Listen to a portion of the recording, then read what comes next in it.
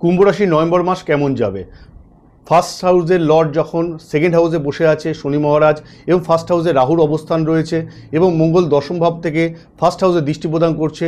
মাইগ্রেনের সমস্যা, হেডেক হবে, টেনশন বাড়বে এবং এই সময় লেজিনেস কাজ করবে।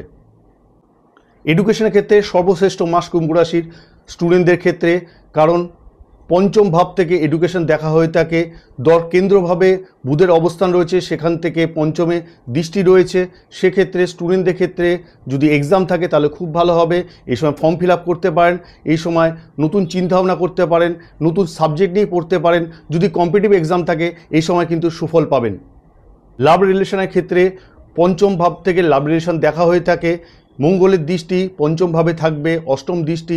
সেক্ষেত্রে লাভ রিলেশনে একটু বোঝাপড়ার সমস্যা, একটু দূরত্ব তৈরি হবে। এক্ষেত্রে ব্রেকআপও হওয়ার সম্ভাবনা লক্ষ্য করা যাচ্ছে।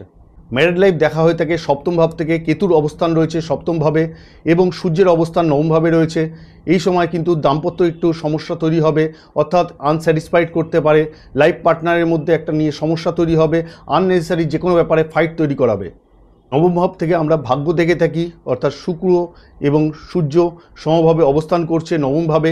ভাগ্য খুব ভালো থাকবে, মাঙ্গলিক কাজ, শুভ অনুষ্ঠান, শুভ কার্য এই সময় সম্পূর্ণ করতে পারেন। দীক্ষা নিতে পারেন, বিবাহ কাজ সম্পূর্ণ করতে পারেন, ফ্যামিলি প্ল্যানিং আপনারা করতে পারেন। সন্তান কনসিভ করবার জন্য এই সময়টা আইডিয়াল সময়। কেরিয়ারভাবে পঞ্চ মহাপুরুষ রাজযোগ তৈরি করেছে। দশমভাবে মঙ্গল এবং বুধ সমভাবে অবস্থান করছে, বুধ নিজের হাউসে রয়েছে। এই সময় টার্গেট আপনি ফুলফিল করতে পারবেন, যে কোনো কিছু অ্যাচিভমেন্ট করতে পারবেন। এই সময় হার্ডওয়ার্ক, ডিটারমিনেশন আপনার বাড়বে।